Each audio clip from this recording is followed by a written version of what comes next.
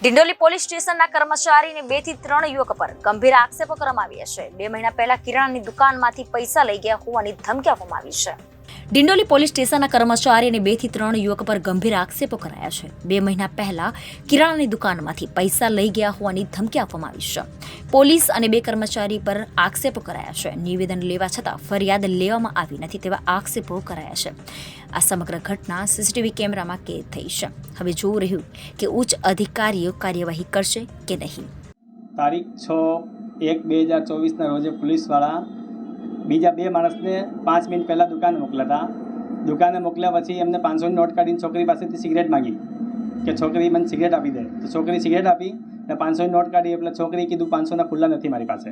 બરાબર. તે પછી એની મમ્મીને પૂછ્યું, મમ્મી ખુલ્લા છે કે હોય તો બાજુવાળા ગલ્લામાં હોય તો આપી દે. તો એણે 500ના ખુલ્લા આપ્યા, સિગરેટ આપી દીધી. બરાબર. સિગરેટ આપ્યા પછી એ ભાઈએ ફોન કર્યો હતો પોલીસવાળાને, પીસીઆરવાળાને. પીસીઆર આવી હતી અને 2 પોલીસવાળા આવીને બહાર ઊભા રહી ગયા કાઉન્ટરની આગળ જ.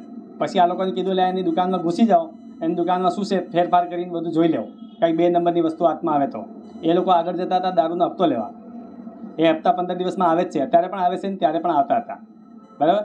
એના પછી દુકાનમાં કૂદી ગયા. મારી વાઈફ કીધું તું તમે આ બાજુ રસ્તો છે, રસ્તાથી આવી જાઓ ને મારા માણસ બજારમાં ગયેલા છે, માલ લેવા આવે એટલે પછી પાછા આવજો. ત્યારે હું હતો નહીં દુકાન ઉપર. તો અંદર ઘૂસીને ધક્કા મૂકી કર્યા, આમ તેમ ધક્કા માર્યા છોકરા છોકરીને ને કે તમે બધા અંદર જતા રહો. અંદર આવી દુકાનની બધી ફેદમફેદ આમ તેમ સામાન નાખી દીધું. દૂધવાળાને આપવા માટે 5000 રૂપિયા મેં ગલ્લામાં મૂકેલા હતા, એ પૈસા પણ નથી. બરાબર.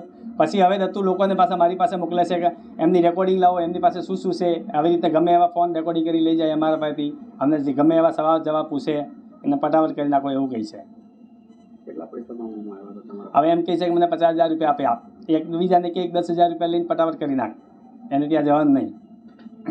ગૃહમંત્રી પોતે સુરતથી છે અને સુરતમાં પોલીસ દ્વારા આવું કૃત્ય કરવામાં આવ્યું છે. હા. તો ગૃહમંત્રી શું કહેવા માંગો છો? તો આનું કંઈ કે રિઝલ્ટ આવવું જોઈએ ને. આવી રીતના અમને પરેશાન કરે તો અમારી તો બધી ઘણી દુકાનો છે તો બધાને પરેશાન કરે આવી રીતના. આજે મારી દુકાન ઉપર ગયા તો કાલે બીજાની દુકાને જશે ને ધમકી આપે છે. Reporter Arvind Rathod, Janadesh news, Surat.